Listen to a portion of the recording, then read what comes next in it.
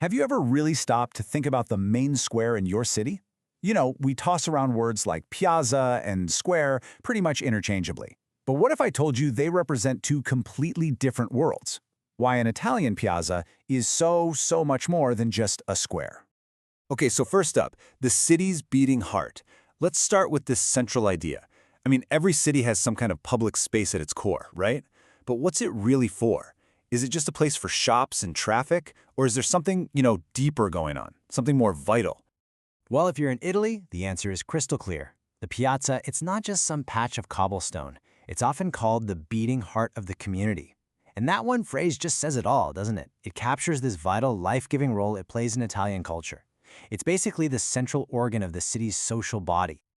And that really is the big question, isn't it?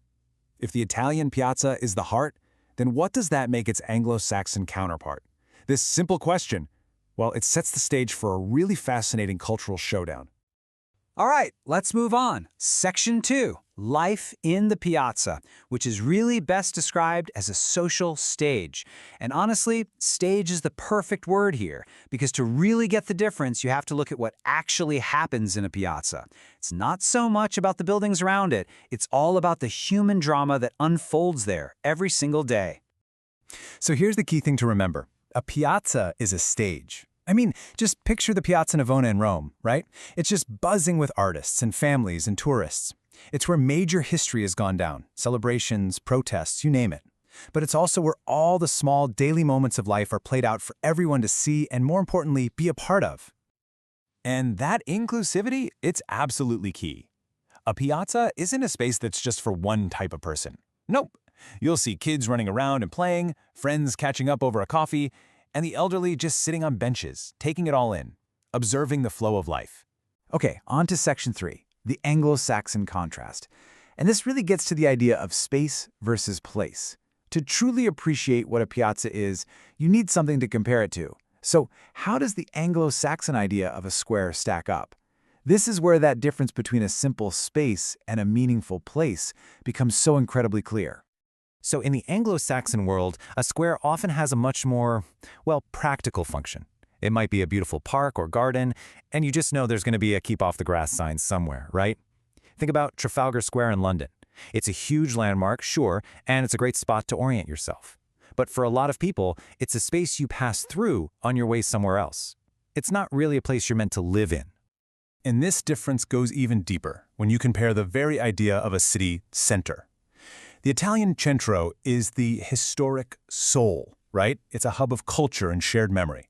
But the American downtown, well, that's usually the engine of commerce and finance. It's defined by office buildings and economic activity. This table really just lays it all out, doesn't it? I mean, look at the primary purpose, a social and cultural hub versus something decorative and organizational. And the atmosphere, dynamic and ever-changing versus, often just a quiet landmark. Then there's the daily use. It's central to daily rituals in a piazza, but it's often just a meeting point or a pass-through for a square. Two blueprints for urban life. Why are they so different? Well, this wasn't some accident of history.